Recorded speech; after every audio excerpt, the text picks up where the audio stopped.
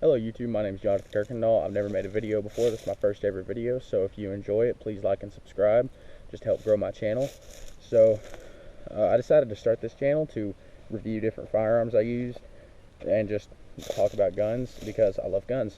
Alright, full disclaimer, I have no military experience, so you don't really have to respect my word on this stuff. I just shoot a lot and I love shooting, so you can respect it if you want. I don't really care. Alright, today I'm going to be reviewing my Bushmaster XM-15 E2S.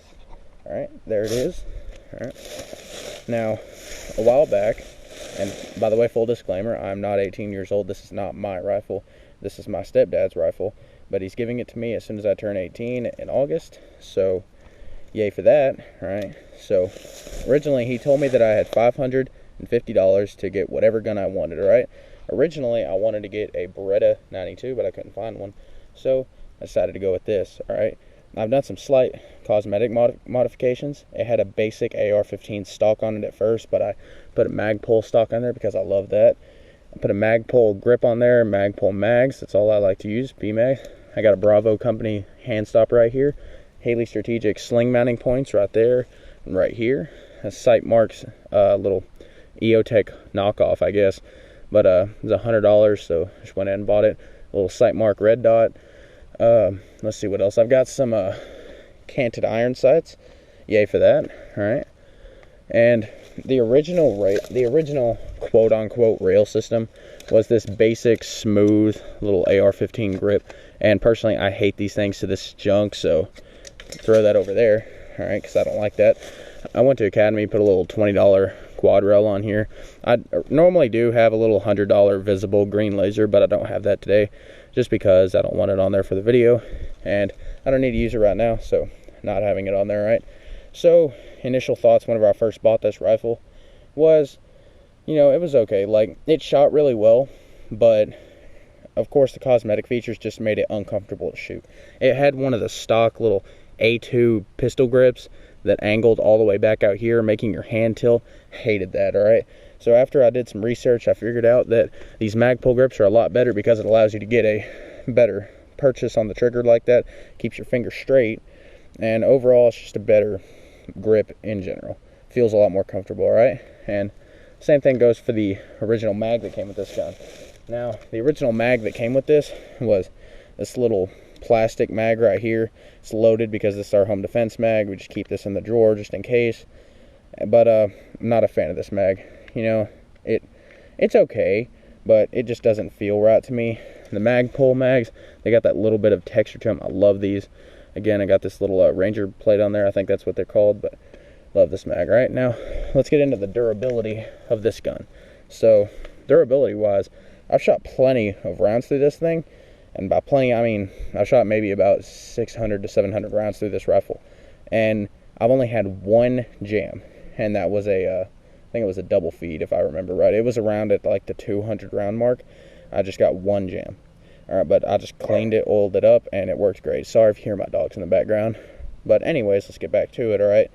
So it does come with one of these little fixed, well not fixed, but a little stock, or not stock, I'm retarded, sling mounting points up here. Not a fan of this though because it's not able to move. That's why I got the Haley Strategic Thorntail 45 degree mounting points. So it does come with that, just be aware. 16-inch barrel. That's about it. The internals, they're just basic. It's a commercial AR. There's nothing really special about it, but if you're really looking to get new AR-15, the platform AR-15, this is a really good starter gun. All right, you just put some improved furniture on there, you can really have a nice shooting gun that's enjoyable to shoot. Okay, one thing I would have wished that Bushmaster did was give you an extended rail. Now I know that a lot of people do like these little short sort of M4 carbine top rails. Personally, I can't stand them. Okay, I think they're too short. I'm not able to get a good long enough grip on the gun whenever I'm shooting, so it's just that part of it is uncomfortable. My arm gets tired out real fast, and the reason I have this hand stops back so far was because I did have the laser right here, but took that off. So if I moved it forward, I would get a little bit better grip, but it's not improved by much. Okay, so minimal improvements there. So there is that with it.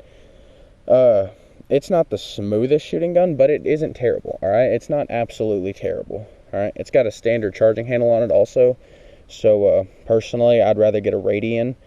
If you haven't ever seen a Radian charging handle, just look up Radian charging handle and you'll find plenty of results.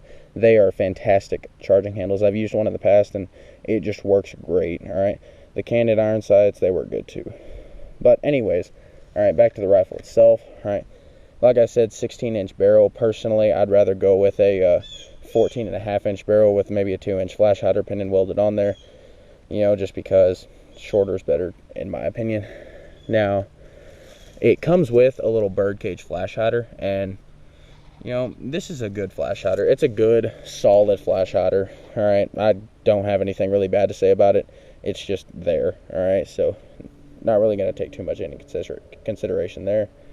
It does have a commercial buffer tube, so that will limit some of your stock capabilities. Luckily, Magpul does make commercial stocks, so that's good there.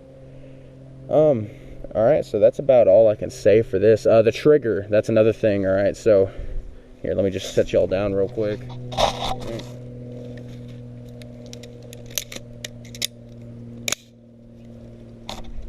Alright, so the trigger is pretty nice, honestly, for a pretty low quality AR. I'm not going to try to say that this is low quality because it was $550 on a going out of business sale, originally about $820 or something. So let's go ahead and hear that trigger out. Alright, so it's a really nice trigger, right? Really smooth. It's not that bad at all. It doesn't feel clunky. It feels really light. I think it might be about 5 pounds or something. Alright, let me go ahead and put safety back on. And that is another thing with this rifle. Alright, I know that some modern companies have fixed this issue with AR platform rifles, but one of the main issues that I've had with it is that to put the gun back in safety, say you put it in fire if you're just doing some dry fire, and you want to go and put it back into safety to put it back in storage, you have to actually have the hammer back to put it back in safety. It's not a huge deal. I'm just not a fan of it, alright? I really wish that modern companies would fix that issue. I know that some have, but not a lot have, and I really wish that more would jump on that train, alright? So, again, the barrel is 5.56. It's chambered in 5.56. If you're gonna get an AR, then I would recommend getting one chambered in 5.56 so that you can shoot 223 or 5.56. Real quick fact, if your gun is chambered in 223 and you try to shoot 5.56 through it, it will work, but it'll put a lot of abuse on this upper receiver up here, right?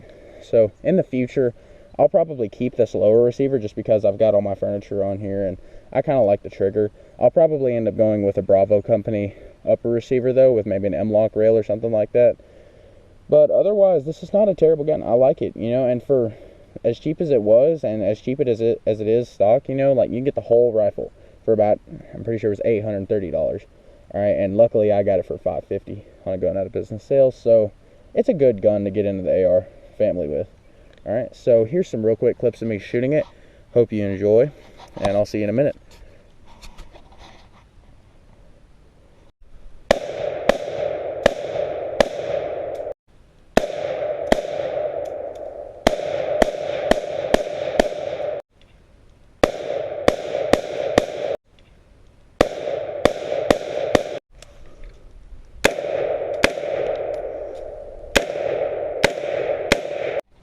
Alright, I hope you enjoyed that. Please don't bash me in the comments because I'm not a great shooter.